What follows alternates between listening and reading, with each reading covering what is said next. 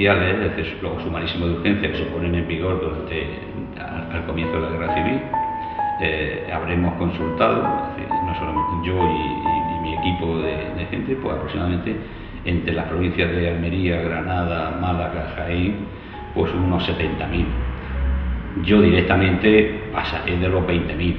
Podemos encontrar dos fases de la aplicación de la justicia militar sobre los representantes del Frente Popular, principalmente. La primera fase, la fase que comprende el periodo de guerra, donde es severísimo, los fusilamientos se producen inclusive muchas veces antes de terminarse el procedimiento, muchas veces son procedimientos que se inician para legalizar situaciones administrativas del registro civil, que se prolonga justo hasta acabar la guerra. Al acabar la guerra ya no hacía falta ser tan riguroso, pero se sigue aplicando la legislación emanada de la Junta de Técnica de Estado con los decretos 55 y 109, en el que se establecía el proceso sumarísimo de urgencia como el proceso a utilizar en los casos de delitos, entre comillas, como consecuencia de la Guerra Civil. Albacete, prácticamente igual que Almería, caen en lo último, el año 39, ¿no? Se han ocupado en el año 39. Entonces, se le aplica esa benignidad, pero esa benignidad es selectiva. Es muy selectiva en cuanto a los poderes, a los que ocuparon cargos públicos. Los que ocuparon cargos públicos significaba una cosa: ocupar un cargo significaba afinidad con el régimen republicano. Había que borrar la República de la memoria del colectivo español, por tanto, todos esos tenían que desaparecer. La forma de desaparecer más fácil era instruirlo en sumarísimo de urgencia y fusilarlo. Y así se hizo con todos los cargos públicos. Se le acusaba de todos los hechos que han ocurrido en su municipio, independientemente de que hubiera posibilidad de que fueran responsables o no lo fueran. Era una sinrazón en cuanto a las acusaciones. Aparte, no se pretendía buscar la verdad en los procedimientos, sino buscar la conexión de afinidad del encausado con la República y la democracia. Pues en el sumario de Silvestre Paredes, el sumarísimo de urgencia, como decía al principio, un procedimiento inquisitorial donde predomina la acusación sobre la defensa, donde el acusado tiene que demostrar que es inocente y no la fiscalía que es culpable, pues nos encontramos muchas anomalías. Anomalías que van a ser características de todos los procesos sumarísimos. En este caso hay cosas gordísimas, ¿no? Por ejemplo, si la fecha de inicio del proceso es anterior a la fecha de la denuncia, cosa absurda, es decir, la noticia criminis, es decir, la noticia del delito tiene que ser anterior al inicio de la causa, porque esa denuncia tenía que motivar la causa, no la causa en la denuncia, ¿no? En muy pocos casos, muy pocos procedimientos, se da el caso de que hay un voto particular del vocal ponente. Recordemos que el vocal ponente es el único especialista jurídico que hay en los consejos de guerra. Este señor en ningún momento encuentra conexión entre las imputaciones y el acusado, y así lo hace constar en su alegato, su voto particular. Ve tan sangrante esa sentencia que no puede dejar de poner su voto particular, reflejando que no hay conexión entre los hechos de que se le acusan y el procesado que va a ser condenado, que ha sido condenado a muerte ya. Entonces, él lo manifiesta de esa forma, y lo realmente importante es que esos votos particulares, como te decía, yo habré visto 50.000 procesos y demás, puede que haya 10.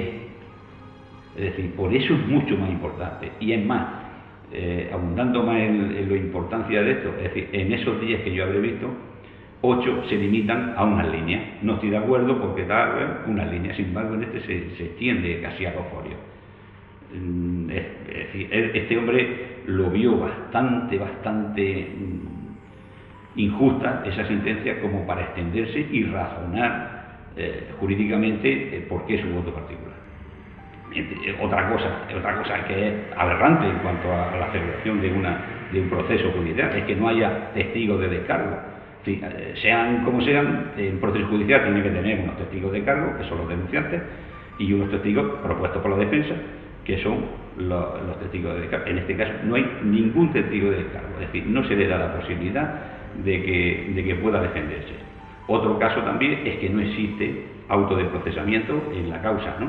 Es decir, se le toma declaración indagatoria sin haber sido previamente declarado procesado. Acto el auto de procedimiento donde se notifican los cargos y él se entera, por las características de este proceso judicial, de qué es lo que se le acusa.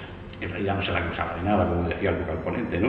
Es decir, se le acusaba pues, de haber hecho propaganda, de haber sido secretario del ayuntamiento y como corresponde a cualquier secretario responsable de todo lo que hubiera ocurrido en su pueblo, en Ellín.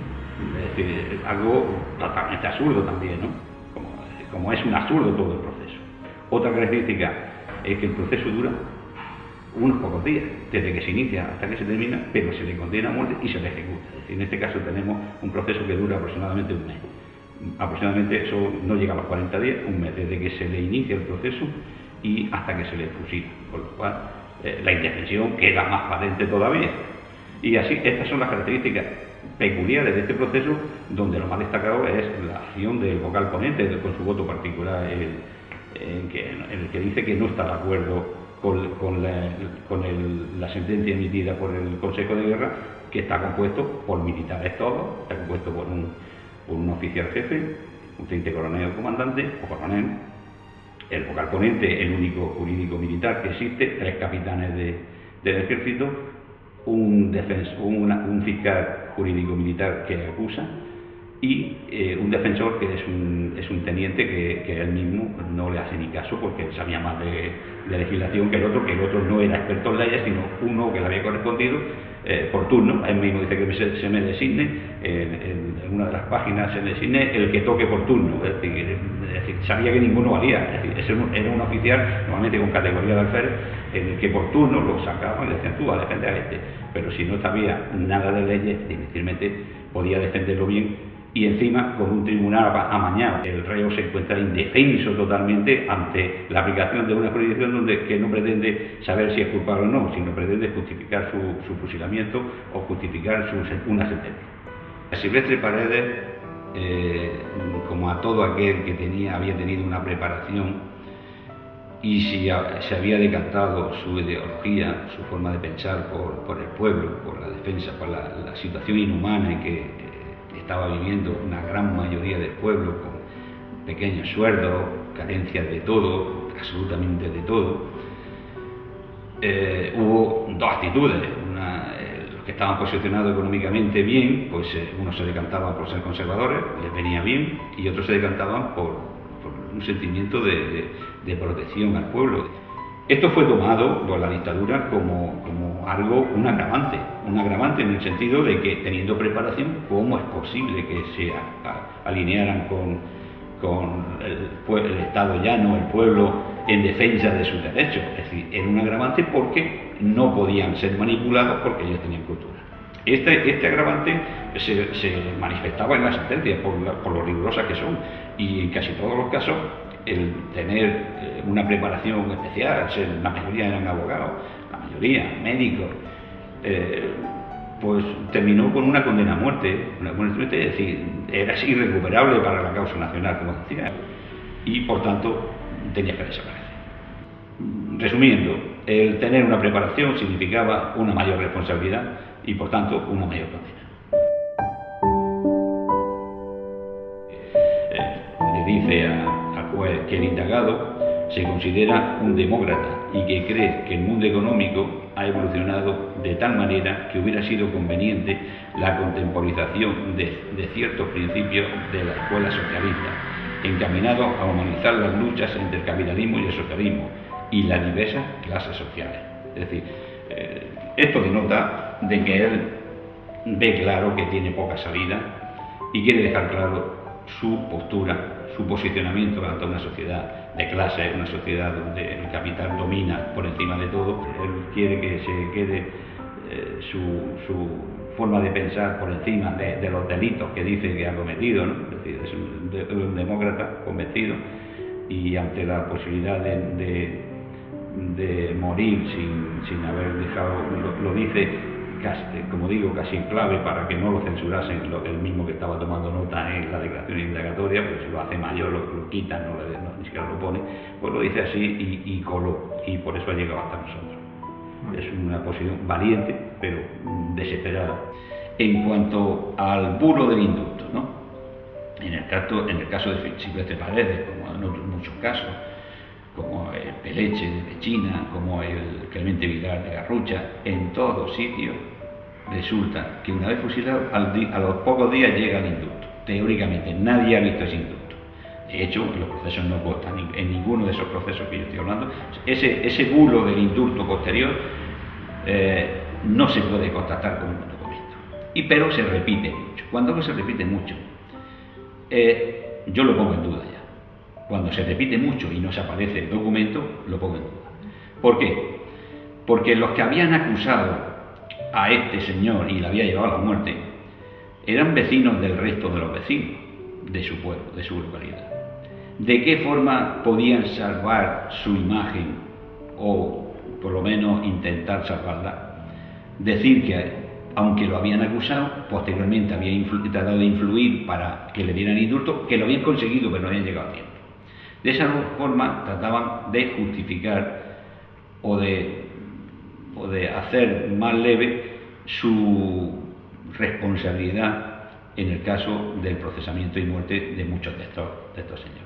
Yo creo, estoy casi seguro, que esos indultos son un bulo para justificar la opinión pública con respecto a los abusadores. Ejecutados porque se le ejecuta, ¿no? Y asesinados porque el tribunal, aparte de ser ilegal, un tribunal ilegal, no tuvo ninguna garantía, no tuvo ninguna defensa y solo le quedó pasar por las armas. Por tanto, si no es legal el tribunal y se le pasa por las armas, pues es una ejecución y un asesinato. Entonces, estos juzgados daban la posibilidad, si tenían buena conducta y querían dejarlo, de hacer una carta que se le ha conocido como carta de despedida. En esta carta de despedida los reos de muerte la noche anterior a ser fusilados se despedían de sus familiares y con una característica común en casi todos de ellos. Daban recomendaciones, pero sobre todo querían dejar bien claro que no habían cometido ningún delito, que lo que habían hecho había sido defender la legalidad y querían transmitir a sus descendientes, a sus hijos, a su familia, que eran inocentes de todo lo que se lo había acusado. Es un punto y final en su vida y un elemento a transmitir para sus descendientes.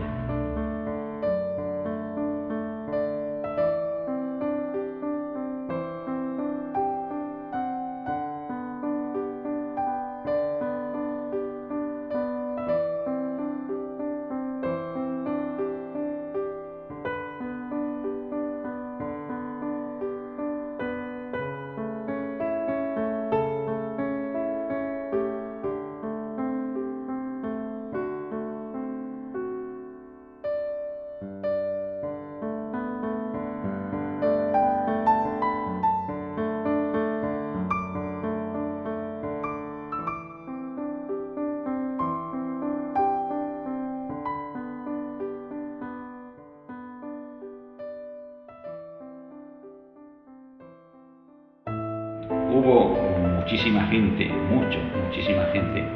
que conforme iban tomándose los territorios a lo largo de la guerra y más el territorio del Levante mediterráneo, se iban exiliando. ¿Qué ocurre? Que Franco, pues al acabar la guerra, emite aquel mensaje en el que dice que todo aquel que no haya tenido delitos, manchado sus manos de sangre y no haya cometido delitos grandes, pues no tienen que temer nada porque no van a tener que sufrir ningún. Eso convence a muchísimos exiliados que quieren volver a su casa, que están plenamente convencidos de que ellos no han hecho nada. Es decir, en este caso, Silvestre Paredes lo único que había hecho ha sido definirse políticamente y defender una postura ideológica. No habían matado a nadie porque él no tenía conciencia de haber intervenido en las muertes de los fusilados por haberse sublevado, que eso sí que es un delito castigado con pena de muerte. Por tanto, vuelve él y su sobrino, ¿no?, que también es condenado a reclusión perpetua. Vuelven pensando en que Franco iba a cumplir esa promesa que había publicado por todas partes, ¿no? como consecuencia de eso se le inicia el proceso y como consecuencia de eso le lleva a la muerte, igual que ocurrió muchísimo. Es que no todo el mundo tiene la suerte y la desgracia de haber tenido un familiar que muriese por la libertad y por la democracia. Que hay muchos defensores de democracia que a la hora de la verdad se rajan.